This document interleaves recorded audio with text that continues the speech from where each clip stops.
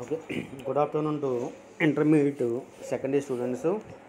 Now let us discuss about electrophorese in colloidal chapter. Electrophorese. First of all, what is meant by electrophoresis? How it is demonstrated in experiment. Electrophoresis means the existence of charge on colloidal particles is confirmed by electrophoresis experiment. That means electrophoresis experiment is used for the demonstration of existence of charge on colloidal particles. That means colloidal particles acquire charge. This charge on colloidal particles is experimentally determined by electrophoresis technique. Electrophoresis means when electric potential is applied across two platinum electrodes dipping in a colloidal solution, the colloidal particles move towards one or the other electrode.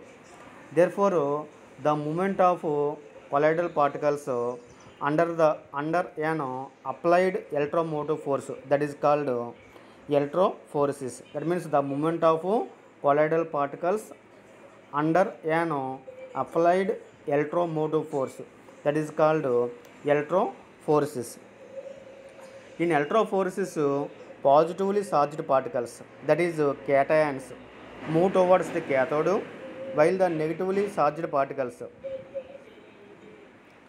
that is anions, move towards the anode. This is demonstrated by the following experiment. In this experiment, the apparatus consists of U-tube provided with a stopcock,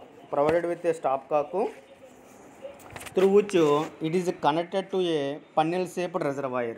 That means in electrophoresis experiment, the apparatus consists of a U-tube provided with a stopcock, through which it is connected to a funnel-shaped reservoir. A small amount of water first taken into the U-tube and then a requisite quantity of colloidal solution is placed in the reservoir.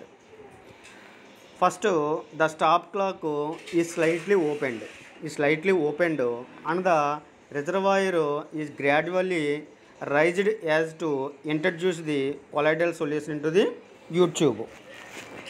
The water is displaced upwards, producing sharp boundary line in each cathodic arm and anodic arm. That means cathodic compartment and anodic compartment. That means the water create a boundary line between the water surface and colloidal solution. Therefore, when two platinum electrodes are fitted in water layer and a voltage of 50 to 200 volts is applied. Therefore, electromotive force is applied when colloidal solution, if colloidal solution is positively charged, if colloidal particles is positively charged, therefore the level of the anodic compartment decreases, and simultaneously the level of the cathodic compartment is raised, because it is due to the movement of cations towards the cathode. And similarly, if colloidal solution is negatively charged, the level of the cathodic compartment decreases and the level of the anodic compartment is raised, because it is due to the movement of anions towards the anode and vice versa.